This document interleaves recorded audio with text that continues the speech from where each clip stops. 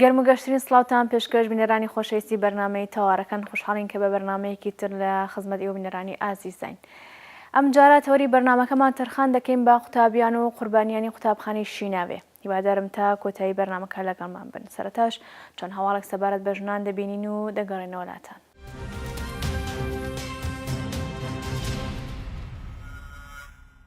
زەینەب جەلالیان گوازرایەوە بۆ زیندانی خۆی. زەینەب جەلالیان لە مانگی سەرماوەزی ساڵی 1388 بە تاوانی دژایەتی لەگەڵ خودا و هاوکاری لەگەڵ یەکێک لە حیزبە کوردیەکان دەست بەسەر کرا و حکمی لە سێدارەدانی بۆ برایەوە. زەینەب جەلالیان زیندانی سیاسی کورد کە زیاتر لە 7 ساڵە لە زیندانی دیزل ئاوای کرماشان ڕاگیراوە بۆ زیندانی خۆی گوازرایەوە. بەپێی ئەو هەواڵانی کە بڵاو بوونەتەوە زەینەب جەلالیان نزیک بە 2 مانگ پێش بۆ زیندانی خۆی گوازراوەتەوە. ئەمە لە حاڵێکدایە کە بنەماڵەی ناوبراو چەندین جار داوایان لە بەرپرسانی زیندانی دزل ئاوا کردووە کە ڕۆڵەکەیان بۆ زیندانی زێدەکەی خۆیان بگوازنەوە. ناوبراو کە بە تۆمەتی ئەندامێتی لە حیزبێکی کوردیدا دەست بەسەر کراوە مەترسی ئەوەی لەسەرە کە بە تەواوەتی بینایی چاوەکانی لێدەست بدات و پێویستی خێرای بە چارەسەری هەیە. زەینەب جەلالیان زیندانی سیاسی کورد لە مانگی سەرماوەزی ساڵی 1388 بە تاوانی دژایەتی لەگەڵ خودا و هاوکاری لەگەڵ یەکێک لە حیزبە کوردیەکان دەست بەسەر کرا و حکمی لە سێدارەدانی بۆ برایەوە. ئەم حکمە لە دیوانی باڵای وڵاتدا بۆ زیندانی هەتاهەتایی گۆڕدرا.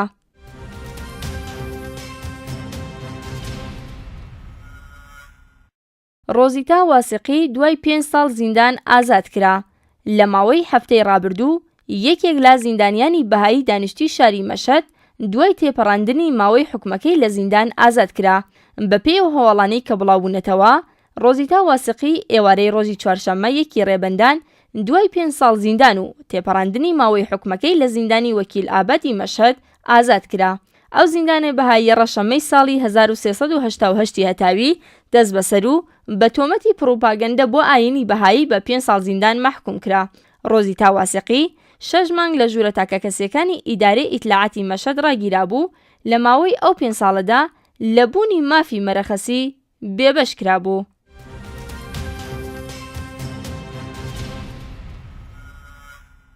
مەهدیە گوڵڕوو بە دانانی بارمتەی 700 ملیۆن تمەنی ئازاد کرا. لە ماوەی هەفتەی ڕابردوودا مەهدیە گوڵڕوو چالاکی خوێندکاری و چالاکی ژنان کە زیاتر لە 90 ڕۆژە لە بەندی ئەلفی سوپای پاسداران دەست بەسەر کرا بوو بە دانانی بارمتە ئازاد کرا. بەپێی هەواڵانەی کە بڵاوبوونەتەوە ڕۆژی سێشەممە حوتی ڕێبندان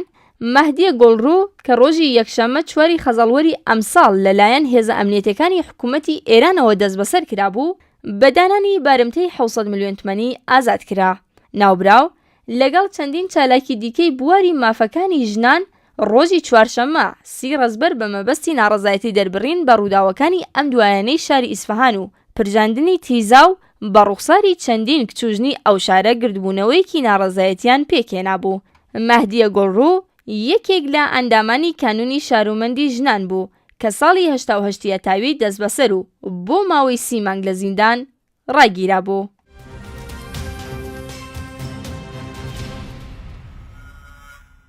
ئاماری مەترسیداری یونیسێف لە هاوسەرگیری منداڵان لە ماوەی هەر ساڵێکدا 70,000 دایکی تەمەن 15 تا 19 ساڵە لە هەموو جیهاندا بەهۆی منداڵبوون و سکپڕی گیانیان لەدەست ئەدەن. بەپێی هەواڵی هەواڵنێریەکان سندوقی منداڵانی ڕێکخراوی نەتەوە یەکگرتوەکان یونیسێف ڕایگەیاندووە کە لە ماوەی هەر ساڵێکدا 70,000 دایکی تەمەن 15 تا 19 ساڵە لە هەموو جیهاندا بەهۆی منداڵبوون و سکپڕی گیانیان لەدەست ئەدەن و هەروەها لە ماوەی هەر ساڵێکدا لە جیهاندا 15 ملیۆن کەس لە تەمەنی منداڵیدا هاوسەرگیری دەکەن و مافی تەندروستی خوێندن و دەرفەتەکانیان لێدەستێنرێت و ئەگەر ئەو بارودۆخە وەکو خۆی بمێنێتەوە تا ساڵی 2030 لە ماوەی هەر ساڵێکدا 15.4 ملیۆن لەسەد کچی منداڵان هاوسەرگیریان پێدەکرێت. جێگەی ئاماژەیە لە هەر نۆکرد لە جیهاندا یەکێکیان بەر لە تەمەنی 15 ساڵ هاوسەرگیری دەکات و تەنانەت هاوسەرگیری ژمارەیەکی بەرچاوی کچانی تەمەنی 8 تا 9 ساڵەیە. جێگەی ئاماژەیە لە هەموو جیهاندا زیاتر لە 600 ملیۆن ژن لە منداڵیە هاوسەرگیریان کردووە و هەروەها 1 لە سەرسی ئەو 600 ملیۆن کەسە کە دەکاتە دەوروبەری 250 ملیۆن کەس بەر لە تەمەنی 15 ساڵی هاوسەرگیریان کردووە.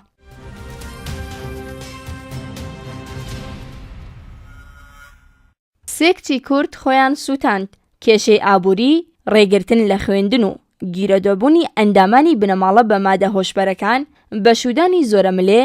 بە هۆکارە سەرەکیەکانی خۆکشتنی ژنان لە ئێران بە ئەژمار دێن. بە پێی هەواڵێکی ئاسۆی ڕۆژهەڵات لە درێژەی ڕەوتی خۆکوژی ژنان و کچانی کورد لە کوردستانی ڕۆژهەڵات 2 کرد لە شاری ورمێ هەوڵی خۆکوژیاندا کە گیان لە دەستانی یەکێکیانی لێکەوتەوە و لە ڕۆژانی ڕابردووشدا کچێکی تەمەن 18 ساڵە لە یەکێک لا گوندەکانی نزیک سنە ئاگری لە جەستەی بەرداوە و بۆ هۆیەوە گیانی لەدەستا. یەکێک لەو 2 کچە کوردە کە هەوڵی خۆکوژیان داوە و گیانی لەدەستاوە ناوی سۆهەیلا محەممەدی کچی عوسمان بووە کە لە یەکێک لە ناوەندە دەرمانیەکانی شاری ورمێ گیانی لەدەستاوە. وەک باسکراوە هۆکاری خۆکشتنی ئەم کچە گەڕێنراوەتەوە بۆ کێشەی کۆمەڵایەتی. هەروەها ڕۆژی یەکشەمە 5 ڕێبەندان کچێکی گەنجی خەڵکی ئاوایی زێوەی ورمێ بە ناوی زیوەر هەنارە ئاگری لە جەستەی خۆی بەرداوە. ئەو سەرچاوەیە ئەوەشی ئاشکرا کرد زیوەر ناوی ئەو کچەی دیکەیە کە بەهۆی کێشەی کۆمەڵایەتی و ئاگری لە جەستەی خۆی بەرداوە و ئێستا لە یەکێک لە ناوەندە دەرمانیەکانی شاری ورمێ لەژێر چاودێری پزیشکیدایە. لە ڕۆژانی ڕابردووشدا ئیلهام میری کچێکی تەمەن 18 ساڵ لە گوندی تەنگیسیری سەر بە ناوچەی ژاوەڕی و پارێزگای سنا ئاگری لە جەستەی خۆی بەرداوە و هەر بۆ بۆنەشەوە گیانی لەدەستداوە و هەر بۆ بۆنەی ئاگری بەردانی جەستەشیەوە ماڵەکەشیان ئاگری گرتووە. کەسێکی نزیکی بنەماڵی ئەو کچە کوردە بە سەرچاوی هەواڵەکەی ڕاگەیاندووە. ئەو کچە پاش 1 ڕۆژ لە نەخۆشخانەیەکی شاری تەورس گیانی لەدەستاوە. هەتا ئێستا هۆکار یان هۆکارەکانی خۆکوژی ئەو کچە بۆ سەرچاوەکانی هەواڵ ڕوون نەبووتەوە. کێشەی ئابووری، ڕێگرتن لە خوێندن، گیرۆدەبوونی ئەندامانی بنەماڵە بە مادە هۆشبەرەکان، بەشودانی زۆرە ملێ بە هۆکارە سەرەکیەکانی خۆکشتنی ژنان لە ئێران بە ئەژمار دێن.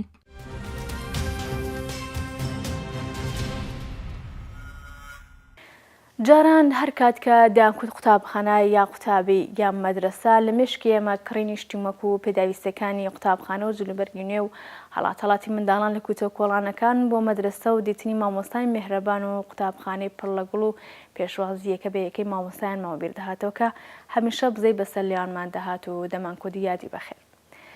بەڵام بەداخەوە لە ماوەی چەند ساڵی ڕابردوو هەواڵەکان و راپۆرتەکان و کەناڵە ئاسمانیەکانی تەواتی ئێران باسی ڕووداوی دڵتەزێن و سووتان و گەرگرتنی کوورەی نەوتی چەندین قوتابخانە لە ئێران و بە تایبەتی سووتانی قوتابیانی قوتابخانەی شیناوێ لە ڕێکەوتی 15 سەرمەوازی ساڵی 1392 تاوی دەکرێت.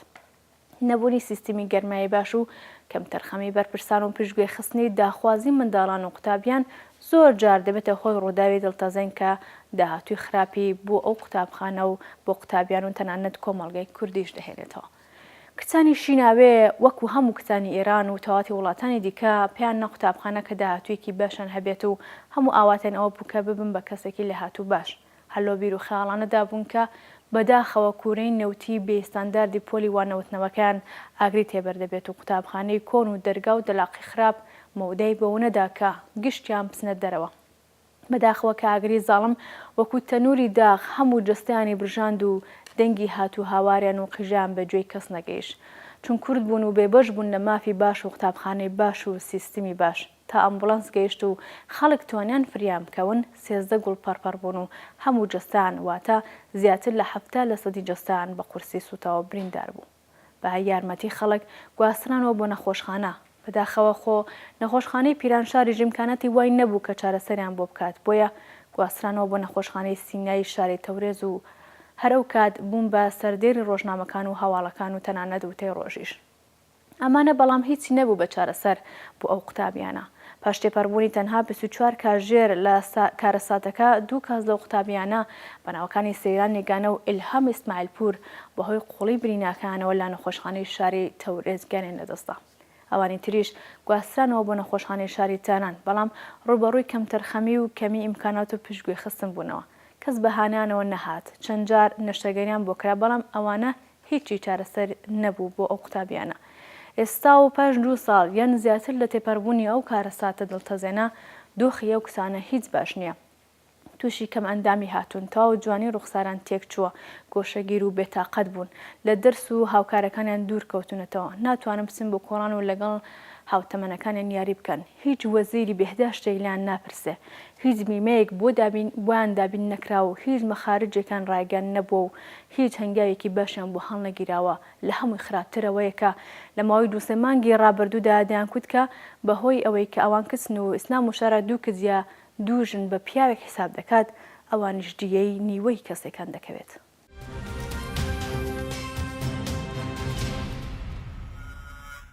بەپێی هەواڵی هەواڵێرەکان ڕۆژی سێشەمە ڕێکوتی 16 بەفرانبار ڕەسوول خزری نوێنەری شاری پیرانشار و سەردەش ڕایگەیاندووە 8 ملیار تمان بە مەبەستی یارمەتی بە منداڵانی شیناوێ دەکەوێتە گەڵاڵی 94ەوە هاوکات بنەماڵی منداڵانی ڕووداوی شیناوێ ڕایگەیاندووە کە ئەو پوڵە وەکو دیەی منداڵە سوتاوەکانیان پێنەدراوە کەمتر لەو ڕێژەیە کە پێشتر دیاریکراوە ئەو بڕە پوڵە زۆر کەمتر لە پۆلی دیاریکراوی ڕاستەقینەیە ئێستاکە کاتی خۆیەتی کە کابەدەستانی کۆماری ئیسلامی دەست بەکار بن و هەنگاو هەڵبنێن نەک وەزیری بێداش لە حرەکەتێکی نمایشیدا بێت بۆ کوردستان بۆ تەفریح و خۆشگوزەرانی و بە ناوی سەردانی نەخۆشەکان و سەردانی بنکەکانی تەندروستی ئیتر چی دیکە پێویستە بۆ ناساندنی ئەو حکوومەتە نائینسانی و سوخانڕانی لە مزگەوتەکان و هێرشکردن بۆ سەر ژنان کەبکردنی دەنگی ئازادی خوازان و ئیعدامی لە ڕادەبەدەر و ئیعدامی زیندانیانی سیاسی کورد و سەرخستنی فیلمی شورە شیرین و فیلمی چبەسە چارەسەرێک پێدا بکەن بۆ ئەو قوتابیانەوە بۆ داهاتوویان هەلۆ پەیوەندیا و توێژێکمان ئەنجامداوە لەگەڵ چالەکێکی سیاسی و چەند پرسیارێکە ڕاستەی بەڕێزان دەکەین وەگێکەم پرسیارەوەی کە دۆخی کچانی قوتابخانەی شیناوی ئێستاکە چۆنە تا ئالان چەند جار نەشتەرگەیان بۆ کراوە داهاتووی ئەو کچانە چۆن دەبینن سەرەتا سڵاو ڕێزم هەیە بۆ بینەرانی خۆشەویستی ڕۆژهەڵاتی تیڤی وەڵامی پرسیاریەکەم 2 ساڵ لەمەو پێش و بەهۆی کەمتەرخەمی و لێن لەپرسینەوەی حکوومەت و هەروەها بایەخنەدان بە گیانی قوتابیان ژمارەیە کچە قوتابی لە قوتابخانەی شیناوی سووتان و بریندار بوون و بەداخەوە 1-2 کەسیشیان گیانیان لەدەستە پاش تێپەڕبوونی 2 ساڵ لەم کارەساتە دڵتەزیێنە قوتابخانەی شیناوی بێگومان بارودۆخی ئەو کچانە باش نییە و دوای سووتان و برینداربوونی جەستەیان و هەروەها ڕۆح و دەرونیشیان ڕوو لە باشبوون نابێت چون ئێمە ئەزانین کە ڕۆژانە ئەوان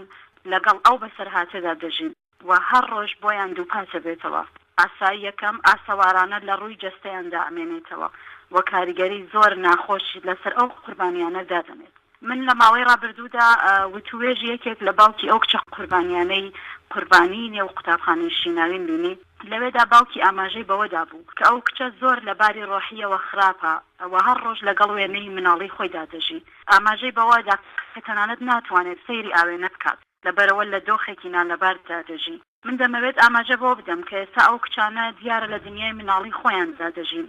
هەر ڕۆژ کە وردە وردە تەمەنیان ڕوو بە هەڵکشان دەڕوا دیارە زیاتر ئەم شتە بۆیان تازا بێت و زیاتر ئازاریانەدا و هەستی پێەکەن بێگومان برینی قوربانیانی قوتابخانەی شیناوی ڕۆژ بە ڕۆژ ئەکولێتەوە و بەداخەوە ئەو کچانە لەگەڵ ئەو زامەدا گەورابن و ژیان دۆخێکی یەکجار ناخۆشی بۆ ئەوان هەیە سەبارەت بە داهاتووی ئەو کچانش دەبێت بڵێم کە بەشی دیکەی پرسیارەکەیە کە ئەوان بەو دۆخەنا لەبارەی ژیانەوە کە هەر ڕۆژ تێدا دەژین و بەتایبەت کە بەرپرسانی ڕژیم و کۆمەلگاش یەکجار بەنسبەت ئەوانەوە کەم تەرخەمن ئەبێت بڵێم ئاساییە کە ناتوانن داهاتوویەکی ڕوونیان بێت ئەگەر مرۆڤ لەباری جەستەیی و دەرونیە و وێران بێت هەمووە زانین کە ناتوانێت ژیانێکی ئاسوودە بۆ خۆی دابین بکات و لەباری فکریەوە بتوانێت فکرێکی ئاسوودەی بێت و تەسمیمگیریەکی دروست و منەزەم بۆ ژیانی خۆی بکرێت بەشێکی دیکەی پرسیارەکە ئەوەیە کە لەباری نەشتەرگەریەوە چەند جار نەشتەرگەریان بۆ کراوە لەباری نەشتەرگەریەوە دەبێت بڵێم پێم وابێت لە ساڵی ڕابردوودا تەنیا جارێک ئەویش وەزارەتی پەروەردە تێچووە یا داهاتی نەشتەرگەری ئەو کچانەی لە نەخۆشخانەی تاران دابین کردو و ئەوەش دیارە بۆ ئەوان هیچ نییە و ناتوانێت جوابی داخوازیەکانی ئەوان بێت وەک پرسیاری کۆتایی بەرنامەکە وەک هەواڵەکان باسییان کردووە لە ڕۆژانی یاخیر هێشتاکە بنەماڵەی ئەم قوتابیانە نیوەی دیەکەشان وەرنەگرتووە هۆکارەکەی چییە؟ ئەم هەموو پێشلکاریە دەرهاق ئەو قوتابیانە کە بە تایبەتی کچن بۆچی دەگەڕێتەوە؟ لە ماوەی ساڵی ڕابردوودا کە لەو کارەساتە گوزەراوە ئەبێ بڵێم کە لە ماوەی ئەم 1 ساڵی ڕابردووە سەرڕای ئەوەی کە کاربەدەستانی ڕژیم و هەروەها لەلایەنە پەیوەندیدارەکان وعدە و بەڵێنێکی یەکجار زۆریان بە بنەماڵەی زاندان شیناوی هابوو بەڵام هیچ بەڵەیەکیان جێبەجێ نەکردو ئەو بنەماڵانە خۆیان بە دوای دەرمان و چارەسەری کچەکانیانەوە بوون و تا ئێستاش تێچوو یا داهاتی دەرمانی ئەوان کە بەشی هەرزەری لە گیرفانی خودی بنەماڵەکان درابوو لە هیچ لایەکەوە بۆیان قەرەبوو نەکراوەتەوە بە جۆرێک کە دەبێت بڵێم لەبەر کێشەی ماڵی ئێمە زۆر جار لە هاوڵکانە ئەوەمان باڵ کرد کە نەخۆشخانەکان خۆیان لە وەرگرتنی ئەو نەخۆشانە دەبوێن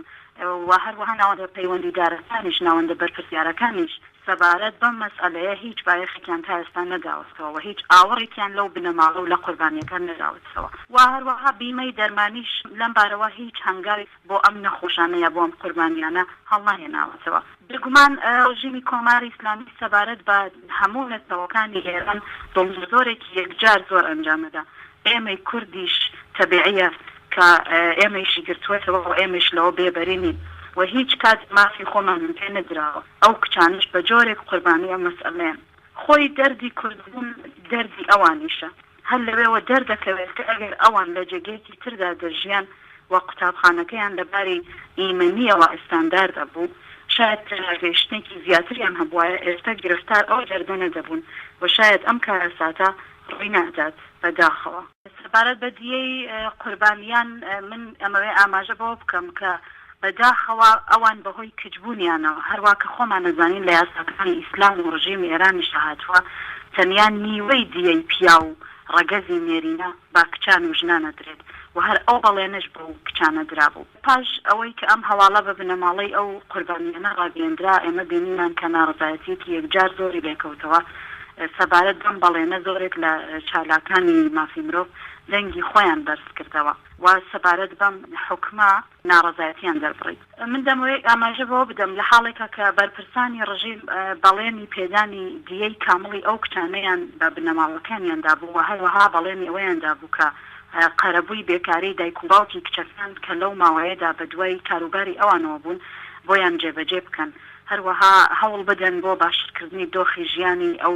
قوربانیانە و دابینکردنی موچەیەکی مانگانە و دەرمانکردنی بەردەوامی کچانی شیناوی بەڵام هیچ کام لەم بەڵێنانە تا ئێستا جێبەجێ نەکراون و تەنانەت هیچ بەرپرسیارەتیەکیان لە بەرابەر داخوازیەکانی ئەواندا نییە من دەمەوێت ئاماژە شتێکی تر بدەم ئەوەی کە بەداخەوە ڕۆژانە لە ئێراندا ئێمە دەبینین مافی مرۆڤ پێشێل دەکرێت و لە سەروی هەمووی ئەمانەوە ژن لە مافی خۆی بێبەشەوە و کچانش قوربانی ئەم یاستا و ڕێسادا کلۆساوانن کە بەسەر کچان و ژنانی ئێمەدا لە کۆمەلگادا سەپاوە و هەموو پێشێلکاریەک بەرامبەر بە ئەوان ئەنجام دەدرێت تەبیعیە کە ئەم بێمافیا کە دەردی ژنبوون و کچبوونە بەرۆکی قوربانیانی قوتابخانەی شیناویشی گرتووەتەوە.